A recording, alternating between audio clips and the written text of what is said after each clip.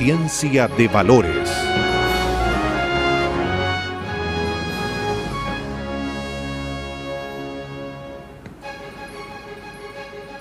¿Cómo está, señora, señor? Contentísimo de estar nuevamente junto a usted, aquí en Conciencia de Valores.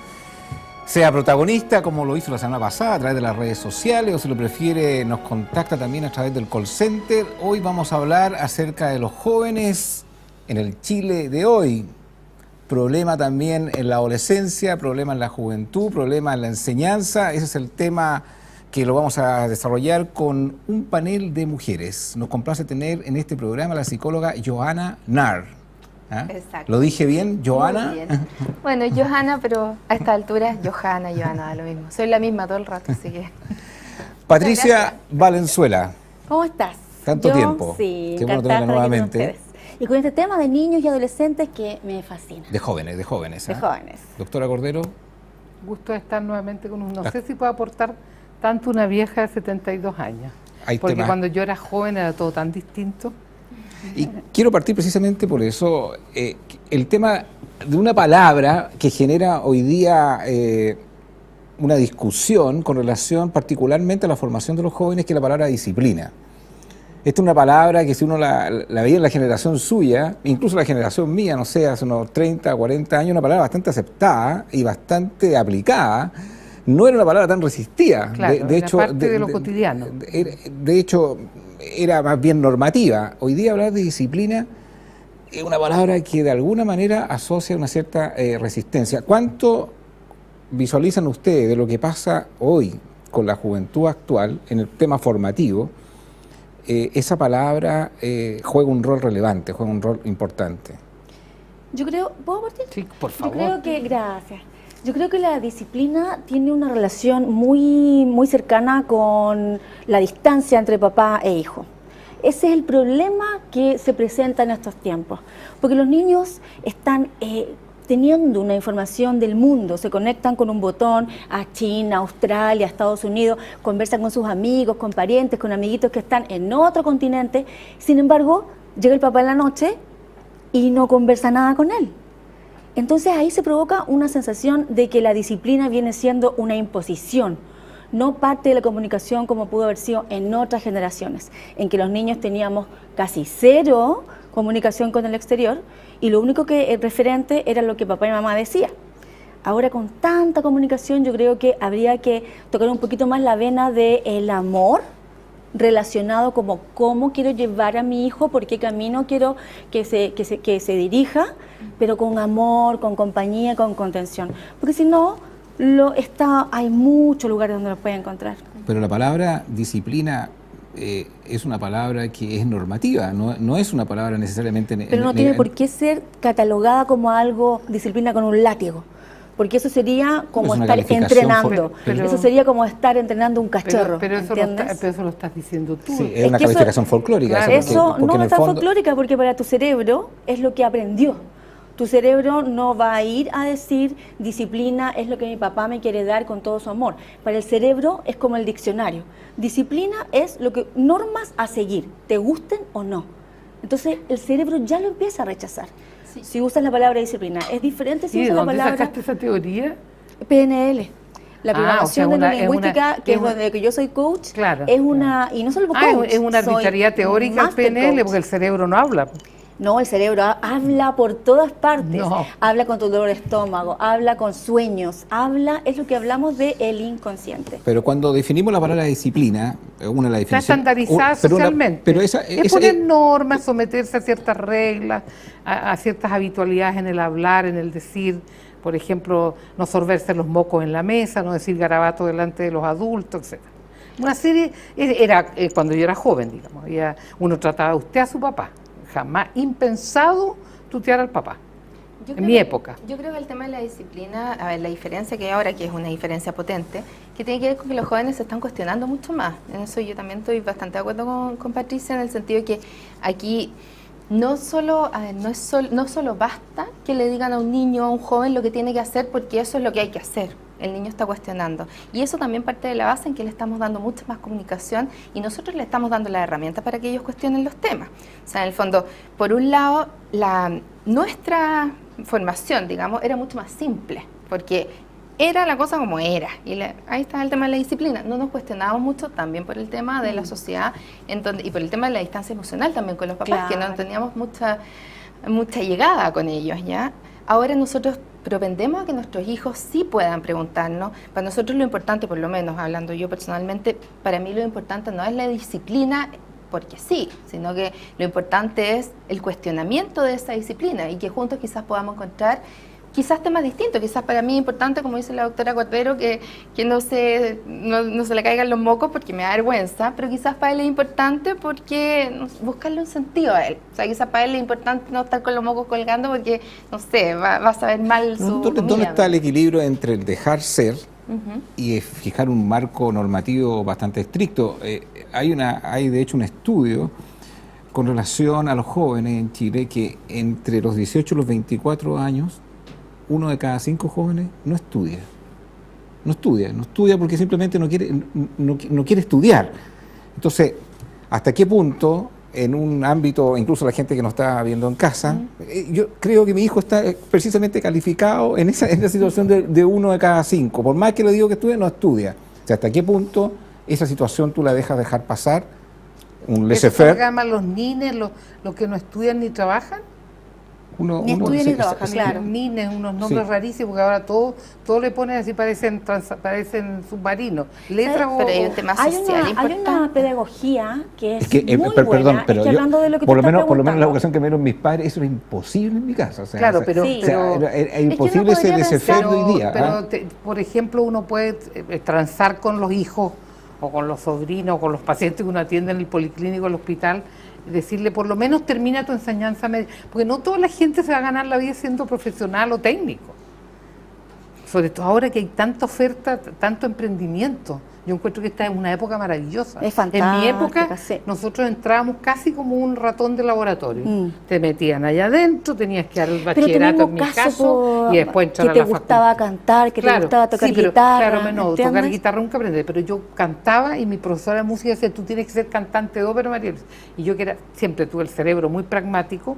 No, señorita, me voy a morir de hambre. Mi papá dice que las cantantes se mueren de hambre. Pero ¿cuánto influyó la educación de sus papás con relación a la decisión de qué carrera tener que elegir? No, lo que pasa es que mi mamá y mi papá tenían tercera preparatoria y ambos eran campesinos, uno era español y mi mamá era chilena. Entonces ellos querían que nosotros fuéramos más letrados que ellos. No nos decían nada más que eso. Ahora, habían hartos libros, qué sé yo, facilidades, mi mamá, te tienes que disfrazar de no sé qué cosa, me hacía el disfraz, o sea, colaboraba mucho, iba a las reuniones del colegio, pero ella nunca me dijo, yo quiero que tú seas médico. Yo decidí ser médico. Mi papá quería que yo sea farmacéutico. Y el único coscacho que yo me gané de mi papá en la adolescencia fue cuando me dijo, yo quiero que tú estudies química y farmacia. Y yo vengo con la ironía que me sale espontánea, le digo, así que yo era una facultad universitaria para vender, que me disculpen los farmacéuticos, me odian y me van a tuitear que soy una vieja mierda, pero por favor, estoy contando una historia. Entonces le dije, papá, yo iba a la facultad para vender termómetro y calzones de goma. ¡Pah! Me llegó un charchazo. Bueno, desde eso, lo que tú preguntas, mi papá se casaba a los 17 años, mi mamá embarazada, lo típico en esa época, mi mamá dueña casa, mi papá con un taller mecánico. ¿Y eras tú el producto del amor? ¿Ah? ¿Eras tú la que venía en no, camino? Mi hermano. y resulta cuando yo dije que quería estudiar psicología, o sea, primero yo pedí estudiar teatro. Y en ese tiempo yo soy de Quillota, entonces para mí no existían las posibilidades de yo quizás gestionarme una beca, no tenía idea, la verdad, yo tenía 16 años cuando salí del colegio monja, me decía. Entonces no sabía nada mucho del mundo, hubiera estudiado teatro quizás, pero bueno, yo creo que la vida por algo se dio porque estoy feliz ahora siendo psicóloga. Yo y cuando le dije psicóloga, él me dijo, bueno, eso es medio esotérico, me dijo, pero ya, eso te lo concedo. Fue como, eso es esotérico, pero te lo concedo. Yo quiero ir al punto de las concesiones, insisto, por la gente que nos está viendo en casa, o sea, hasta qué punto uno realmente impone y hasta qué punto uno da concesiones. ¿Y cuál es el resultado de ambas escuelas? La gran tragedia que veo yo en el tema y en eso concuerdo con Patricia y con Johanna, de imponer disciplina a unos niños que no conocen a sus padres. Estamos hablando de la generación del microondas. Yo cuando estaba en Puerto Montt había olor a comida en mi casa y estaba mi mamá esperándome. Ahora los niños llegan y sacan la llave debajo del felpudo y entran a una casa helada, sin olor a comida, ni siquiera tiene una mascota a veces, porque como no hay nadie en la casa, nadie le puede dar de comer. Entonces, tú dices, en este páramo, ¿cómo van a venir a poner normas estos desconocidos? Llegan en la noche y ponen normas, entonces el niño queda, ¿de qué me estás acuéstate temprano y el otro ni sabe si el cabro aunque no te diga nada, Claro. aunque no te lo pueda decir porque son niños, pero en su diálogo interior Claro, ¿con qué dicen, ropa me vienen a decir ¿de qué me están hablando cosas? estas Claro, personas? claro. Mira, una situación que sirve mucho para que los niños tengan clarito si Hablemos quieren de jóvenes, más estudiar que o de no niños, quieren ¿eh? estudiar, lo que pasa es que todo empieza desde niño. Tú no puedes empezar con que un niño de 14 y 15 años le va a enseñar normas de estudio, no se puede. Tiene que empezar desde muy guagua, 1, 2, 3 años, con una situación pedagógica, que es la pedagogía Waldorf, de Rudolf Steiner, que es súper buena, que habla de que los niños tienen 3 ciclos: el hacer, el sentir y el pensar. Entonces, si un niño cubre esas 3 etapas en su desarrollo natural, va a llegar a la adolescencia con una identidad de que es una persona completa. Ya hizo todo lo que quería hacer. Un niño entra a un jardín o a un playgroup y le dicen, ¿qué quieres hacer? Y el niño va y hace, va para allá, y hace. Patricia. Después, espérate, es que es muy importante. Después, el sentir. ¿Cómo tú puedes sentir la vida? A través de jugar con barro, jugar con plasticina, hacer comidita, sentir aromas, sentir cosas en las manos, sentir música. Y después el pensar. Cuando tú alteras esa regla de 3 y le enseñas a un niño de 5 o 6 años a pensar, o sea, a aprender a escribir y a leer, antes de los 7 años, estás alterando todo su futuro. Y cuando es adolescente, no le va a tener ningún interés en estudiar. Ya. El 60% de los hijos que nacen en Chile nacen en familias disfuncionales, donde hay muchas madres que con mucho esfuerzo sacan su hijo adelante, donde no tienen horas de tiempo para incluso tener una presencia activa en el hogar con ellos. Claro. Entonces, cuando tú narras esta exposición que te escuchamos aquí, la gente que nos puede estar mirando en casa, para mí esa cuestión es imposible aplicarla. O sea, y además que tengo en los tribunales demandado a mi marido porque ni siquiera me da una pensión alimenticia. Pero Entonces, es que no tiene nada que ver una cosa con otra, Agustín. pero que porque tiene que ver, volvemos, ahí vamos al tema de que las mamás usan a los niños para venganza, o el papá usa a los niños para venganza. No puedes tú mezclar, no es una misma bolsa. No, pero yo una creo cosa es lo que tú yo estás creo que viviendo hay como una ex mujer de hay una alguien. disponibilidad de tiempo Es que la disponibilidad es mental. Porque si tú estás diciendo, pobrecita de mí, que tengo que ir a trabajar, que tengo que ir a tribunales, que tengo que sacar plata de aquí, sacar plata de allá, y no tienes el espacio para dedicar en la noche, por ejemplo, a leer un cuento con tu hijo, o en vez de comprarle una pelota, le compras un Lego, o en vez de llevarlo a McDonald's, lo llevas a una plaza a cada ejercicio, eso es muy diferente. Y eso son cosas que las tiene todo el mundo. ¿Usted comparte esa visión, doctora? No, que no es la realidad. Es de espaldas a la realidad cotidiana de nuestro país. La realidad cotidiana se puede requiere cambiar. un cierto nivel intelectual de la madre que cría al niño. Y la gran tragedia de la educación chilena no es lo que dice el ministro Izaguirre ni la monserga del gobierno de turno. No, ni los libros de 30 lucas. Los niños de ahora saben más que sus papás. Pero hay un puente entre lo que ellas dicen, y yo estoy de acuerdo con las dos, digamos, con los 3, que es el tema de tan simple como conectarse emocionalmente, ¿ya? No estamos hablando, quizás, claro, se ve como que no están dados los tiempos. O sea, lo que dice la Patricia es ideal. No vaya a sentir que a mí no me gusta. Exacto. Pero es el ideal, pero tú Pero porque siempre quieres pelear. no, pues si no estoy. Pero si no quiere pelear. estoy Mira, discrepando. Patricia, yo tiendo a coincidir con lo que hizo la doctora Correa. Hay un peleando. mundo. Tú no sabes cómo soy yo cuando peleo. Yo me aburro y no Patricia, hablo. Yo creo que uno no puede Es que renunciar tú eres muy ideal, entonces No, la gente no, yo quiere estar honestamente, desesperándose con tu no, discurso. No, yo creo que uno no al puede. contrario, Le vamos a dar la mira. palabra a Giovanna, pero yo creo que uno Estás no puede- hablando no, como Peñailillo que dice que no hay corrupción en Chile. No, yo creo que uno no puede renunciar a un ideal. La demagogia es lo peor que tú puedes Patricia, hacer. ¿Qué es lo que permíteme- estoy mostrando no, yo? No, y lo pero que, permíteme y lo que expresar. te permito. Yo creo que el ideal que tú mencionas es un ideal en el cual se debe procurar alcanzar. Mi impresión es que cuando uno está en el día a día, con mucha gente, con muchos tipos de familia, con mucha realidad social, mucha gente que no está mirando en casa, la manera de alcanzar eso casi es inalcanzable. O sea, ¿Pero cuál es la razón? Mira, yo entonces, quiero decir algo. eso, te estoy hablando del mundo real, no te Pero estoy, ¿sabes cuál no te es la estoy hablando razón? del mundo ideal. Porque esos papás no lo han vivido. Porque esos papás son niños que fueron en los 80 En los 80 ya existía McDonald's, ya existía una descomunicación total con lo que es lo adulto y lo que significa esto de hacer caso a los papás. Entonces, son papás, pero perdona, son papás que no tienen la educación emocional. Entonces, desde ahí, o sea, hacer un quiebre. Yo entiendo que en la casa pueden decir esta galla tan idílica, lo puedo entender, pero es tan simple como sentarse a leer un cuento con el niño. Sí, tengo 2 niños preciosos. Es tan simple como sentarse a leer un cuento con ellos. Es tan simple como decir, ven, te enseño a hacer tallarines, y le estás enseñando cómo sobrevivir. Y ahí estás ayudándolo a que en la preadolescencia no tenga estos sueños terribles de que su mamá se muere, que muchos niños lo tienen. ¿Por qué? Porque no están preparados para sobrevivir solos. Esto de cocinar con los niños, poner una plantita con los niños, coser un calcetín con los niños. Sí, no son cosas de abuela, son cosas que los papás pueden hacer ahora. Patricia, lo que pasa que yo creo que es a lo que quiere decir Agustín.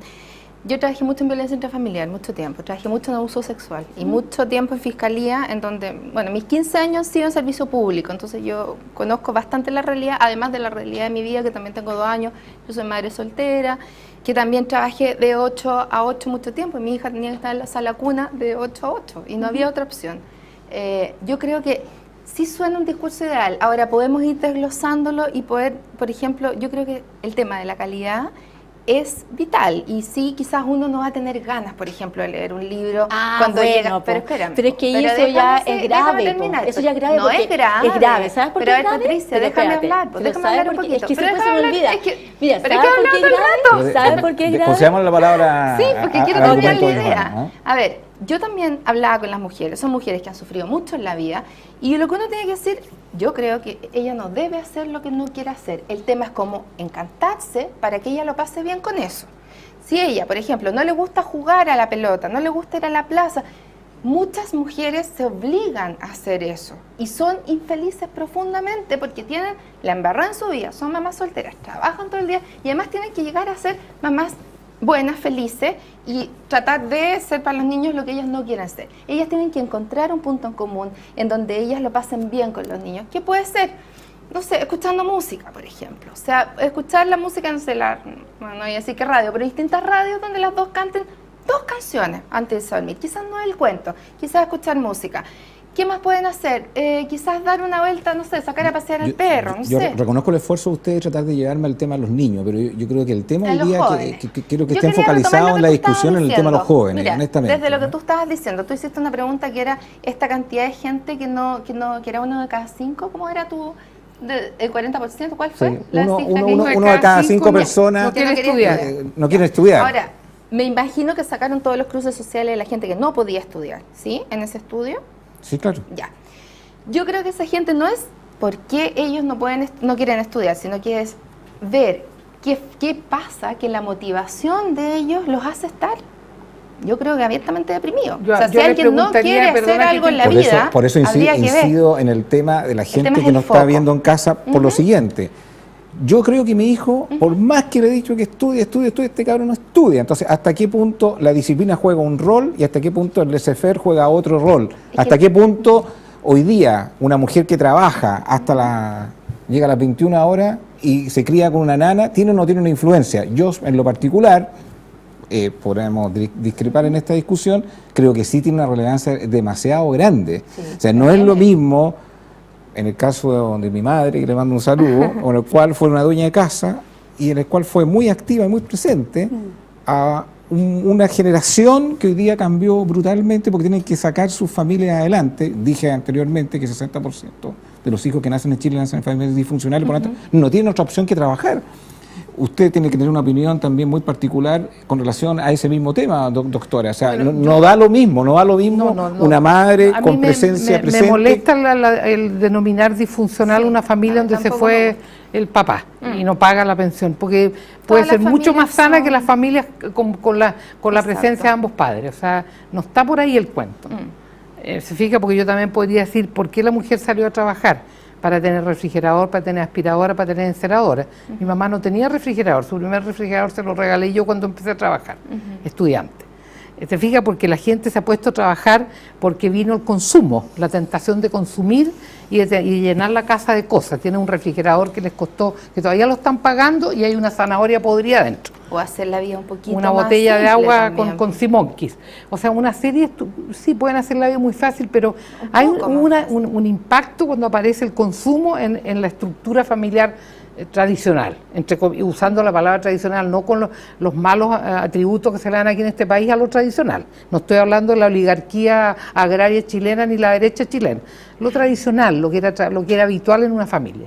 Entonces yo sinceramente creo que las señales que la mujer salió a trabajar, hay que preguntarse por qué las mujeres salieron a trabajar.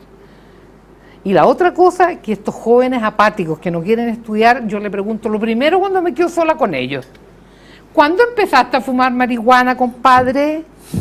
Porque lo primero que hacen, y en este momento estamos discutiendo la validez de la marihuana como agente terapéutico en ciertas formas de epilepsia con fenómenos degenerativos cerebrales, cosa que yo comparto, el efecto terapéutico del aceite de cannabis. Entonces el cabrón dice, de los 12 años, doctora, porque lo que más provoca la marihuana en las funciones cerebrales es la apatía, porque se va a los lóbulos frontales, donde están las fuentes de la voluntad y las ganas de hacer las cosas. Entonces, ese que no quiere estudiar, le pregunto o le hago una tinción del pichí para ver si tiene cannabinol.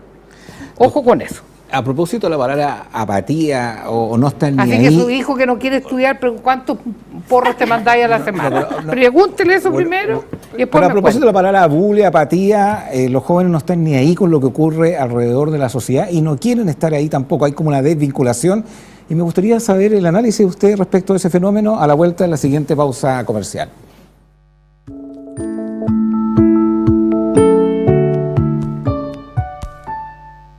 Todos tenemos un propósito en la vida.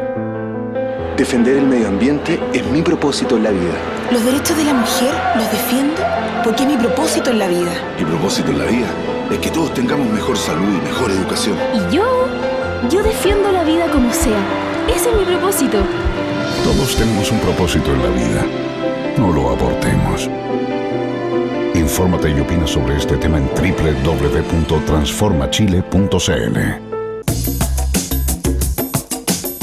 Un lugar maravilloso, rodeado de añosos paltos que dan vida a la más sabrosa comida chilena cocinada en hornos de barro. Platea al horno, chanchito leñador, empanadas, pasteles de choclos, mariscos y pescados. Los invito a nuestro restaurante Raúl Correa y Familia, ahora en Limache. Estamos entre Limache y Olmué, en la avenida Eastman, número 2224. Los espero junto a toda mi familia en este lindo y acogedor lugar. Dunamis Rent-A-Car. Si necesita arrendar un vehículo, no busque más. Visítenos en Avenida José Domingo Cañas, 742 Ñuñoa, Santiago, o haga sus reservas al teléfono 223-8409. Dunamis Rent-A-Car. Junto a usted, el mejor compañero de viaje. Siga debatiendo ahí en las redes sociales. Doctora, esta como desvinculación que tienen los jóvenes con relación a lo que pasa en la sociedad, como que no estoy ni ahí. Incluso veía una crónica a raíz del caso Penta, el caso Cabal, cómo eso de alguna manera se está digiriendo en la propia juventud.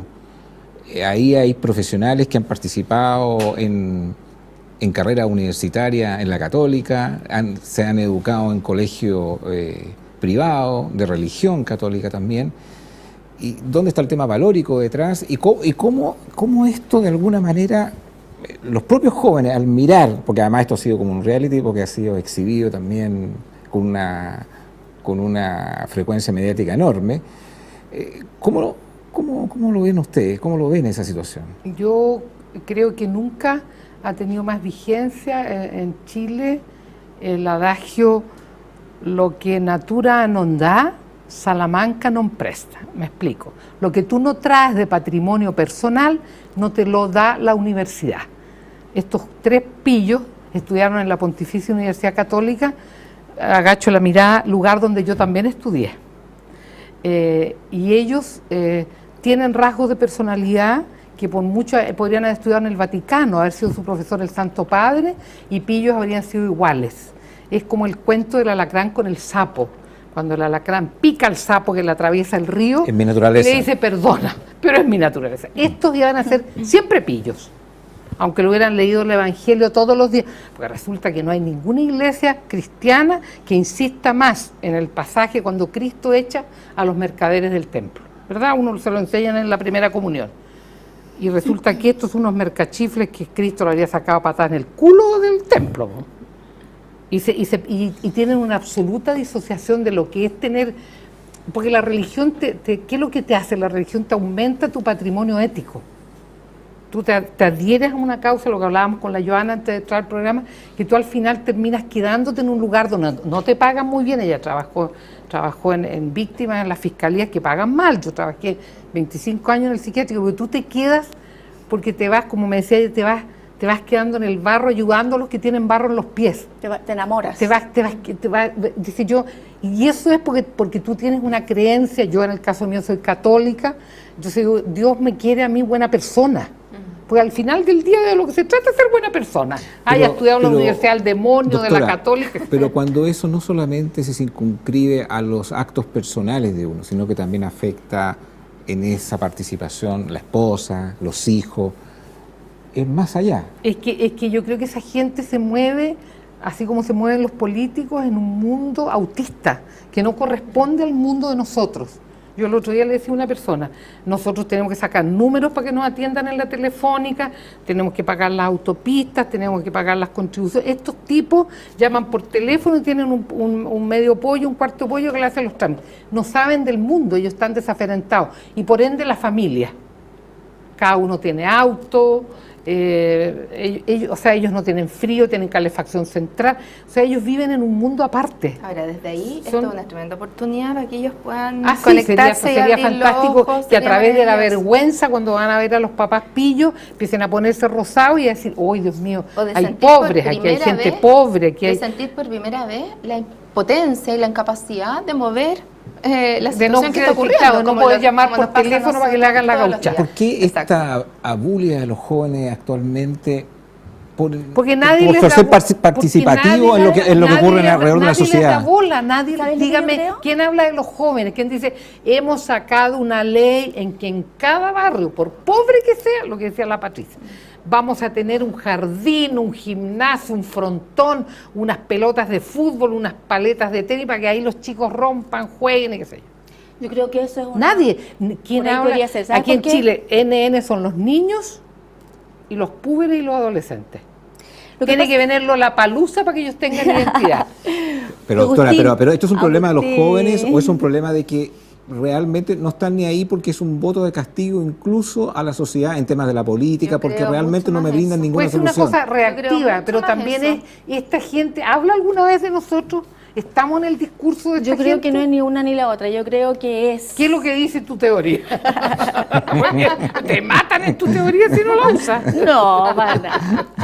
Mira, lo que yo creo es que los adolescentes, porque tú dices que son los jóvenes el problema o la temática de hoy, pero es que se arrastra de un 3, 4 años. No es que yo lo diga, estamos hablando de jóvenes. Claro, estamos hablando de los jóvenes. Es una resultante. Pero mira, los adolescentes escuchan tanta polémica demagógica de los adultos, que tú deberías hacer, que el gobierno debería hacer, que el profesor debería hacer, que todo debería hacer, pero no hay herramientas para que efectivamente las hagan. Entonces, al final se transforma en un bloqueo. Bloqueo lo que dice mi papá, bloqueo lo que dice el profesor, lo que dice el doctor, lo que dice el sacerdote. Lo bloqueo porque no es nada de lo que yo pueda hacer. Tú tienes que ir a la universidad porque si no, tu futuro está en riesgo. Ya, pero ¿tú tienes idea de qué me gusta como papá? Algunos papás me dicen, conozco a mi hijo como la palma de mi mano. Yo les digo, dime 5 cosas entonces de tu hijo. Y el papá dice, es súper alegre. Juega súper bien a la pelota. Y ahí queda. Porque no conocen qué es lo que quiere el hijo. Entonces, ¿qué sacan los papás o toda la gente adulta, incluido políticos, con decir, tú debes, como diciendo, lo que estás haciendo está mal, deberías hacer esto otro? Si el niño no tiene de dónde asirse, no tiene comunicación con el papá no tiene idea qué es lo que le gusta, la mamá no tiene idea si está pololeando o no está pololeando, qué es lo que hace cuando sale. Entonces, ¿con qué derecho, entre comillas, puede venir un padre a decir, tú tienes que ir a estudiar porque si no tu futuro está en riesgo. Si el futuro no existe todavía, lo que se está viviendo es el presente. El pasado, todo lo que ya hicimos, ya fregó. Lo bueno y lo malo, ahí quedó. Así que hay que avanzar. Pero el futuro todavía no llega.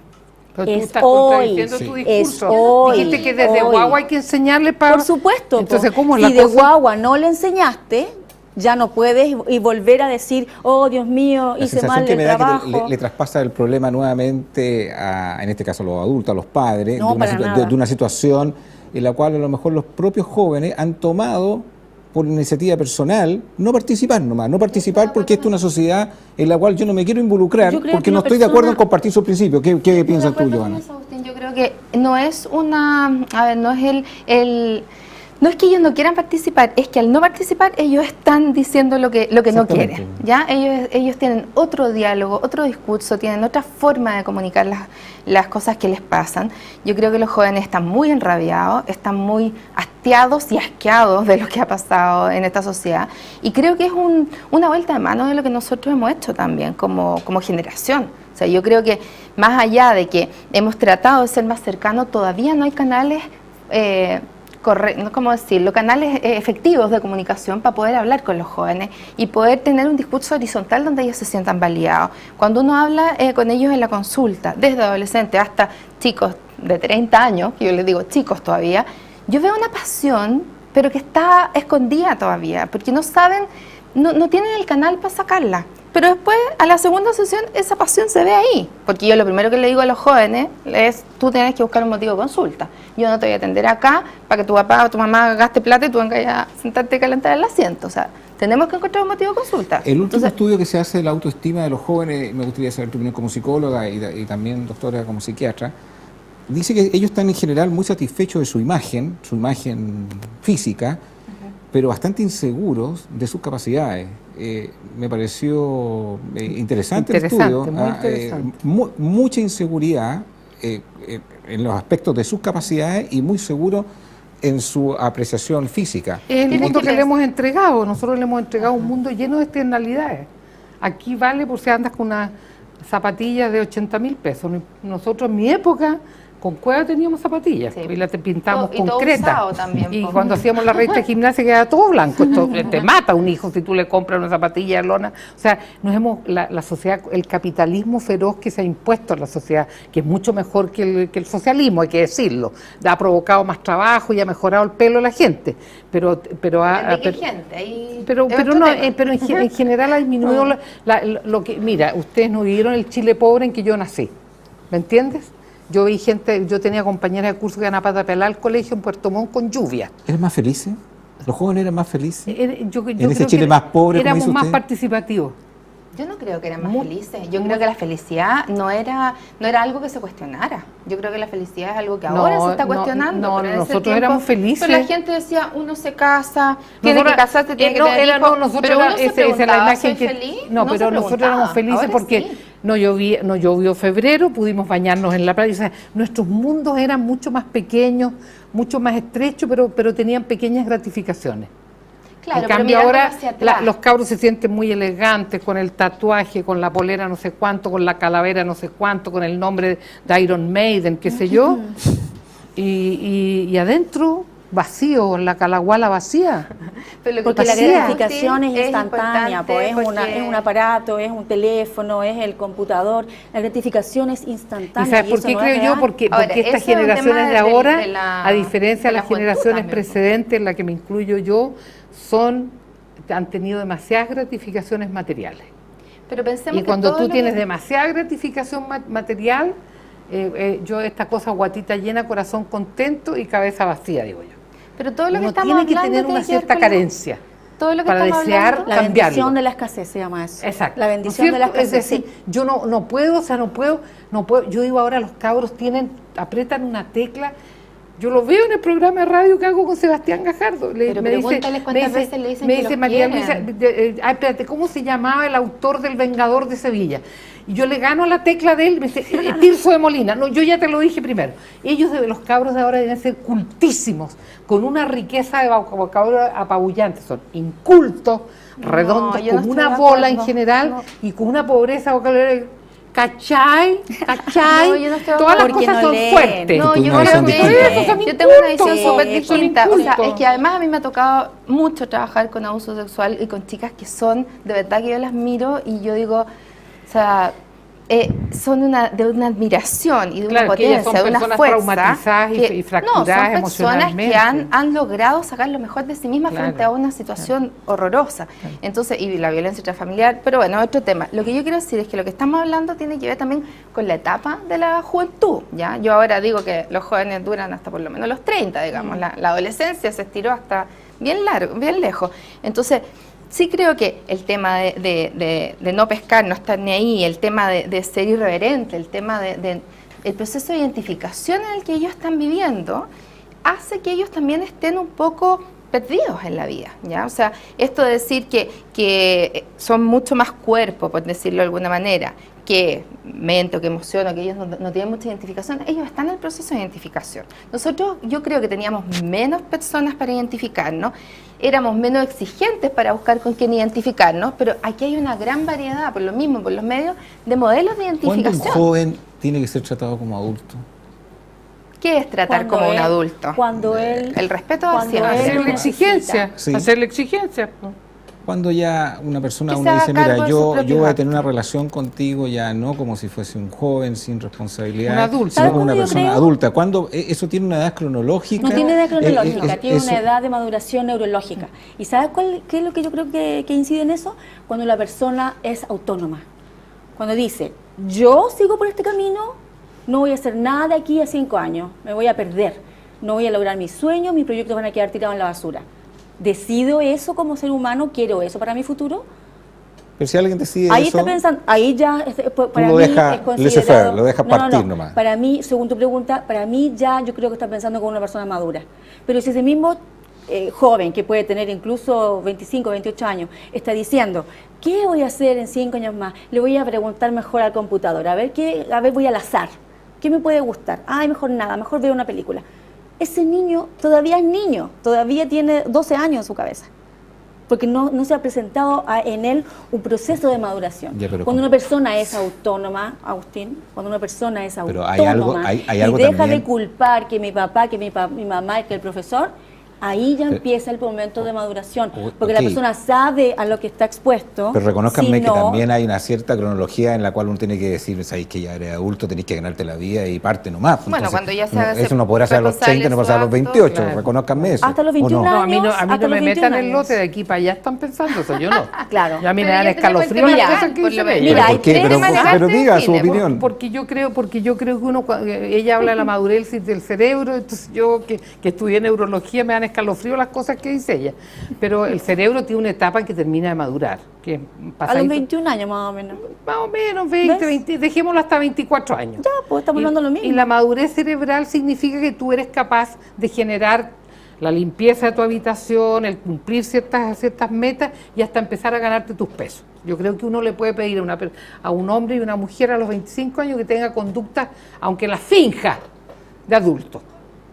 No puedo decirle, hiciste tu cama, dejaste tu ropa en la lavadora. Por eso entonces estamos hablando lo mismo, ¿ves? ¿Se fija? Entonces, una persona no tiene cuando esa conducta, la reacción de ellos no es la que uno quisiera a una edad cronológica que reaccionaran, como la que usted está pidiendo. ¿Qué tiene que ser? Bueno, ahí habría que preguntarse si el muchacho no tiene una patología psiquiátrica mayor, si no tiene un retardo mental. Acabamos de tener el incidente del hijo de la presidenta. No se le pueden pedir peras al olmo. Él es medio tontorrón. ¿Me entiendes? O sea, él no tiene un CI muy alto, porque ¿de dónde entonces sale este tremendo exabrupto que comete él? Esta traición a su madre. Tiene problemas cognitivos, tiene la capacidad de juicio menguada. Entonces cuando una persona de 25 años no es capaz de ganarse los porotos, vive en un chiquero de chancho dentro de su dormitorio, no colabora ni siquiera con sacar el tarro de la basura a la calle, es hora de que hay que evaluarlo. Eso es ser condescendiente, pues, doctora. ¿Cómo? Es ser condescendiente. ¿Cómo o sea, porque puede condescendiente? ser pillo nomás, pues no tiene por qué tener un 6 bajo, puede ser pero hay pillo, personas puede ser... que no, hay personas que no, pero uno no puede... una cama sin hacer durante una semana. Sí, pues, pero eso Pero no ¿por qué eso habla va en a ese tener caso usted un 6 bajo? de traición? Cuando uno habla de traición es porque desconocía todo lo que estaba ocurriendo en la vida de un hijo. Usted verdaderamente, en ese caso, usted considera que la presidenta no sabía las acciones ni las decisiones de su hijo. Yo me pregunto cómo fue esta infancia romántica que nos relata Patricia, que es poética, que es lo que soñaríamos. En serio, Gracias. todo. Que una mamá te enseña, mi mamá me enseñó a plantar, ¿viste? a cosechar porque Y era tú eres una campesina. profesional brillante. Y me llené las uñas de tierra. Entonces, pero Rico. yo tenía una mamá campesina que me enseñó a plantar, a mojar, Excelente. le ponía agüita de té a las plantas para que crezcan más, me enseñó una serie de técnicas. Pero yo me pongo, y esto lo digo humanamente y empatizando con el joven Dávalos, ¿cómo fue su infancia y su niñez en la Alemania de la Stasi? ¿Cómo eran sus profesoras de kindergarten? ¿Qué necesidades tuvo que ansía tener 4 Lexus? Ya, pero yo estoy de ¿Entiendes? acuerdo O sea, con lo que dice ¿cuáles Agustín. fueron las horrendas carencias? Yo me imagino el cabro chico de 7 años escuchando a su mamá y a su papá, vamos a ir a votar a Pinochet, que la revolución, que Salvador Allende, que el partido. pero, a ver. Entonces uno tiene que preguntarse, la gente cuando no cumple las expectativas que se dan a una determinada edad cronológica, hay patología. No, yo ahí soy más severa con mi idea. son O sea, yo traumas. creo Hay que... patología, a hay ver, trauma, hay cuestiones. El puede- Chino Ríos acuñó, no estoy ni ahí. Sí. Si yo reviso la biografía del Chino Río, su papá a los 8 años lo pescó y lo llevó a entrenar miércoles. No tuvo vacaciones, no pololeó, no se masturbó, no se sacó Pero los también mocos tiene porque que le ver estaba con él, entrenando. Pero también tiene que ver con que era su pasión.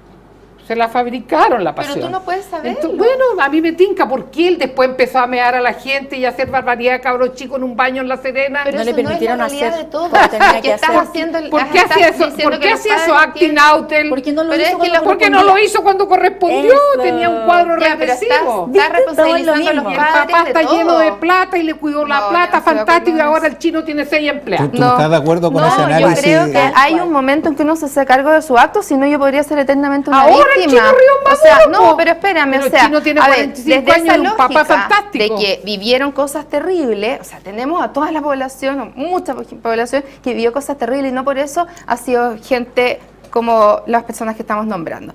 Entonces creo que llega un minuto en la vida en que uno se hace responsable y uno dice, o tengo que ir a terapia, o tengo que hacer algo con mi vida, o tengo que solucionarlo con meditación, con lo que sea, o me pongo rebelde, da lo mismo, pero tiene que solucionarlo. Yo no puedo estarle echando toda la culpa a mis padres toda la vida. O sea, si es por eso, yo siempre he dicho, uno puede, cuando yo trabajaba en violencia, uno puede hacer un recorrido de la vida de todas las personas y uno puede trazar un mapa y decir por qué llegó a ser abusador, violador, homicida, etcétera. Vamos a encontrar las respuestas, estoy segura, pero eso no quiere decir que lo justifique, porque él tuvo libre albedrío en algún minuto y en algún minuto Pero él para dijo, tener libre yo albedrío sigo- hay que tener espéreme, inteligencia doctora, normal, pues, doctora. chiquilla. No, en algún minuto él dijo, yo sigo mucho- por este camino, sigo. ¿Usted cree que no es pillo el otro que ganó cuántos miles de muchos millones gallos yo de estudié dólares? en O sea, no, estudié en el no, psiquiátrico es los que le condescendiente, pegaban a la no. señora, un universo grandote, como 200 maltratadores de señora. El 60% tenía una inteligencia de 70, un coeficiente intelectual de 70. No le puedo pedir autocrítica, ni trascendencia, ni integridad a un tonto. Es que yo tampoco estoy de acuerdo con la definición de inteligencia. Yo creo que la inteligencia bueno, en sí. este minuto... Yo no, yo el me- tema me de guío conexión me guío emocional me es guío mucho porque más el día importante, y la no noche el no. tema de la inteligencia en términos de datos brutos. ¿Cómo los padres, a su juicio, cometen graves errores o aciertos con el tema de la sexualidad de sus hijos? Y me gustaría saber la opinión de ustedes a la vuelta de la siguiente pausa comercial.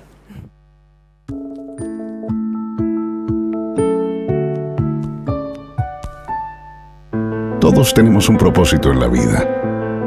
Defender el medio ambiente es mi propósito en la vida. Los derechos de la mujer los defiendo porque es mi propósito en la vida. Mi propósito en la vida es que todos tengamos mejor salud y mejor educación. Y yo defiendo la vida como sea. Ese es mi propósito. Todos tenemos un propósito en la vida. No lo abortemos. Infórmate y opina sobre este tema en www.transformachile.cl. Un lugar maravilloso, rodeado de añosos paltos que dan vida a la más sabrosa comida chilena cocinada en hornos de barro. Platea al horno, chanchito leñador, empanadas, pasteles de choclos, mariscos y pescados. Los invito a nuestro restaurante Raúl Correa y Familia, ahora en Limache. Estamos entre Limache y Olmué, en la avenida Eastman número 2224. Los espero junto a toda mi familia en este lindo y acogedor lugar. Dunamis Rent a Car. Si necesita arrendar un vehículo, no busque más. Visítenos en Avenida José Domingo Cañas, 742 Ñuñoa, Santiago, o haga sus reservas al teléfono 223-8409. Dunamis Rent a Car. Junto a usted, el mejor compañero de viaje. Para la gente que nos está viendo en casa, si usted además quiere recibir algún tipo de ayuda, ya sea por estos profesionales o a través de nuestra ONG, nos puede también mandar un correo o escribirnos al correo que aparece en pantalla o nos llama también al call center. Señoritas, señoras, el tema de la sexualidad, aciertos y errores que cometen los padres, doctora. Yo creo que el tema de la sexualidad pertenece al patrimonio de la intimidad del hijo. Y hay que dejar que yo ahí soy naturalista y me inclino al pensamiento de la Patricia. Ahí sí que no meto la medicina. ¿Pensamiento poético? Ni que las cosas fluyan. Porque hay una etapa de exploración, de autoerotismo, y después aparece la necesidad de aparejamiento. Creo, no tengo la razón, Patricia, a lo mejor tú tienes una explicación, o la Joana, que ahora se saltan las etapas. Y 2 cucharadas y alcatre. En mi época era más largo el proceso. A mí, ahora 12 años. En la obra de teatro Las Indomables, la Patricia Maldonado me gritaba: así que a ti te botaron el portón a los 26 años. Sí, gritaba yo, a los 26 años. Perdí mi virginidad. Pero ahora las pendejas a los 12 años vienen de vuelta, po. Y se saltaron toda la etapa del autoconocimiento, de la ternura, de los simbolismos eróticos, del amor platónico. Yo tuve un amor platónico a los 15 años. Eso no se toca, no, es como la Copa Jules Rimet, no se toca ni se mira apenas. La Copa Libertadores, se mira pero no se toca. No se mira pero no se toca. Entonces la sexualidad ahora está ramplonizada, exhibicionista. Touch and go. Esta cosa a mí me violenta cuando una mujer dice... El otro día atendí a una chiquilla que me decía: sí, ¿has tenido pareja? No, anduve. Y tuvo sexo con el que anduvo. Así es. Sí, tuve sexo, estoy tomando anticonceptivo. O sea, con un tipo que ya no lo vas a volver a ver nunca más. Le entregas eso que es patrimonio de tu intimidad, que incluso... Tengo 2 preguntas al respecto. Usted decía, bueno, en realidad la intimidad de cada ser humano es propia de él y yo ahí no me meto. ¿Verdaderamente debe ser así? ¿Hasta qué punto los padres sí deben meterse y hasta qué punto los padres no deben meterse? Yo sinceramente creo que no. Y segundo, creo que no. Y segundo, si hace una distinción si es mujer o hombre en el tema. Lo que pasa es que yo soy madre de 2 hombres, ¿no es cierto? Y a mí se me fue mi marido. Entonces el sustituto paterno que yo tuve fue mi hermano, que en paz descanse. Él me ayudó a mí en estas conversaciones. Yo de repente podía decir, no sé, el cuidado que había que tener con las enfermedades venéreas, una clase así de gonorrea, de esto, de lo otro, cuidado con esto, con lo otro. Pero mi hermano lo fue como guiando en otras cosas. Yo sabía que a partir de cierta edad aparecía la masturbación, por lo tanto, nunca más me metía a los dormitorios de mis hijos sin golpear la puerta. Bueno, súper. O sea, hay una serie de señales que se van dando en esto que hemos hablado aquí. Hay papás que no respetan esas cosas. Exactamente, porque empiezan no, los traumas. Claro, pero ese papá que no respeta no tiene la información suficiente. ¿Qué hablan de respetar? ¿El no diálogo? No, ¿el no hablar el tema? El saber que tu hijo... el no conversarlo, Agustín, o a pesar de las diferencias Agustín, que uno pueda tener, que ellos decidan libremente. Cuando tienes un vínculo afectivo con una persona, hay un paralenguaje, o sea, tú ya cachas cuando... Y no solamente un vínculo afectivo, sino que hay una situación que como padre tú debes manejar. Y hay una fisiología, la evolución de la sexualidad que al papá no le cuesta nada leerla por ahí. Es importante, papá y mamá, que manejen en qué periodo está viviendo su hijo. ¿Qué periodo está enfrentando? Hay una etapa entre los 9 y los 10 que es importante, hay una etapa entre los 12, 14 que es súper importante. El papá debiera tener una conciencia de lo mismo que le pasó a él. Entonces, no tener que su hijo repetir el mismo esquema. El papá tiene que tener, y eso lo puede encontrar en internet, en los diarios, en un libro, en una revista que venden a 1.000 pesos en la feria. O en un matinal se hablarán cosas interesantes. ¿Cómo tú puedes entender qué proceso está viviendo tu hijo? Ahí viene el respeto. Es que tú dices, un papá tiene que respetar, un papá va a respetar, un papá si ama, respeta. Un papá no tiene por qué estar metiéndose en situaciones per se que tiene que respetar, no me estoy refiriendo a que no tenga que respetar, que me definan bien cuáles son los términos de esa palabra, del respeto.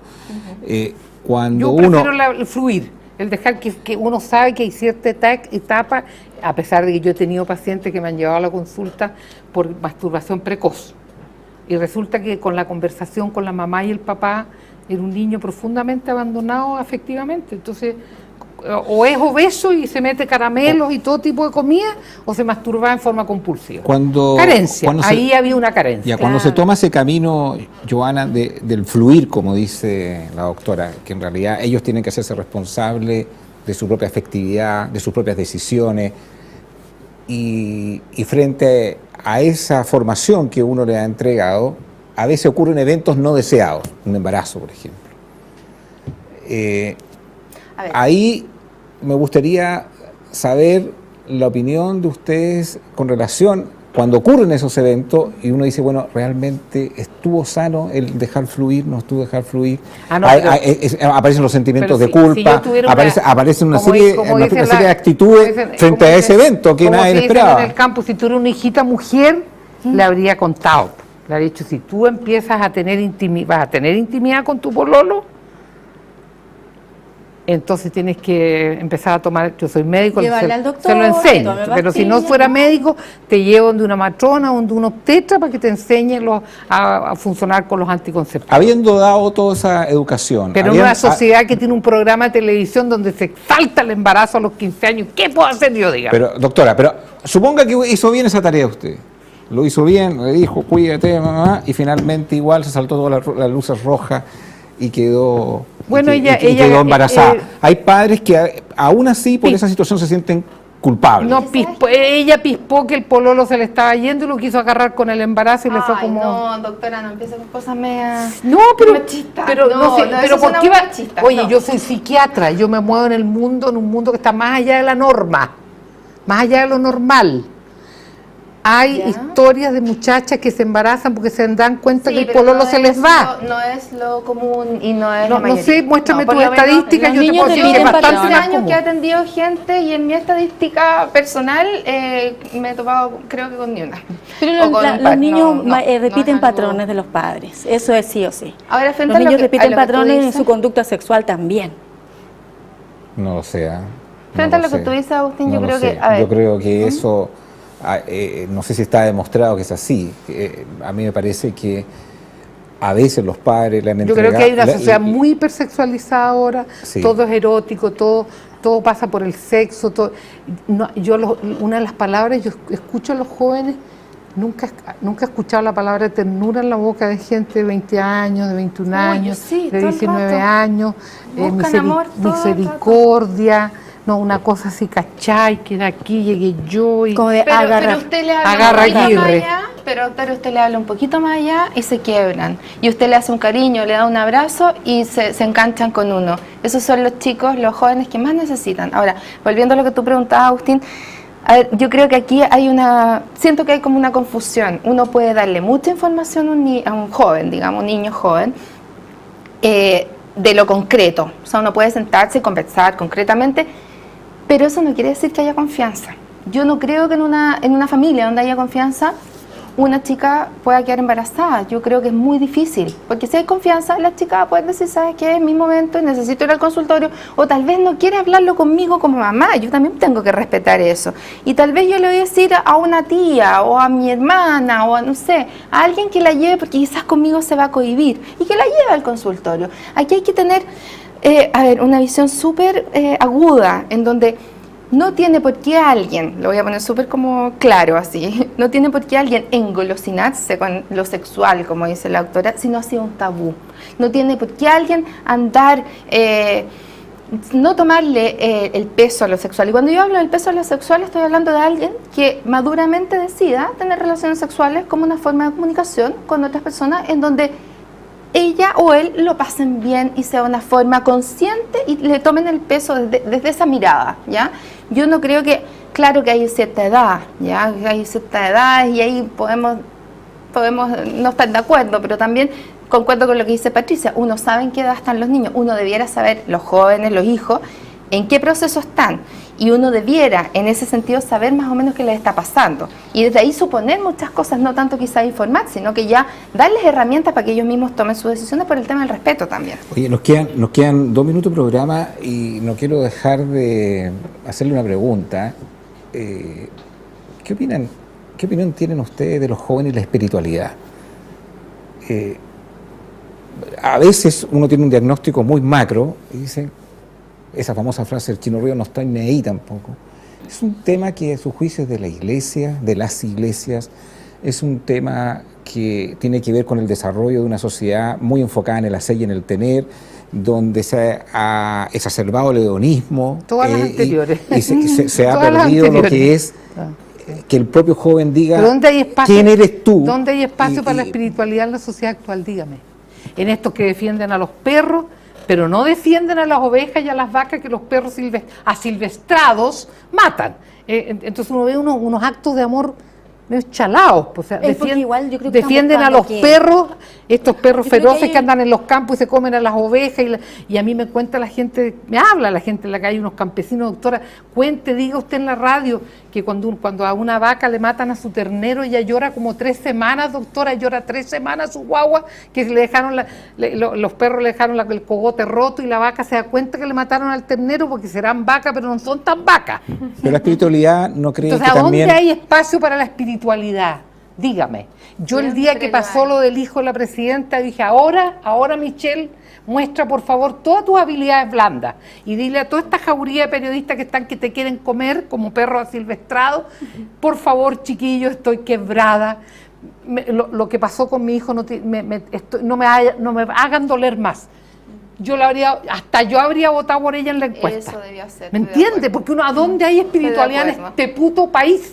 ¿Dónde hay el Santo Padre? Le mandaron una carta, no nombre al señor Barros de obispo de Osorno, por favor. Van y lo nombran, por los gallitos que hay dentro de mi iglesia, yo soy católica. Entonces, ¿qué le podemos mostrar a los chicos? ¿Qué mentira le decimos? Yo creo que la espiritualidad, en estos 30 segundos, puede ser relacionada con una búsqueda del yo, más que el asunto religioso, porque religiones hay muchas, pero una necesidad de saber realmente algo, límites, de conocerte. Claro, hasta dónde puedo llegar, qué es lo que quiero, qué es lo que me prende, qué es lo que me mueve. Quiero ser íntegro, quiero ser decente, lo que no le enseñaron a los pillos de penta. Es necesario. Johanna, Patricia, doctora Cordero, esperamos tenerla en una próxima oportunidad junto a usted, nos puede escribir ahí al correo que nos tiene en pantalla. Si también necesita algún tipo de ayuda, también llámenos al teléfono que aparece ahí en el GC. Nos vemos en 7 días más. Chao, chao.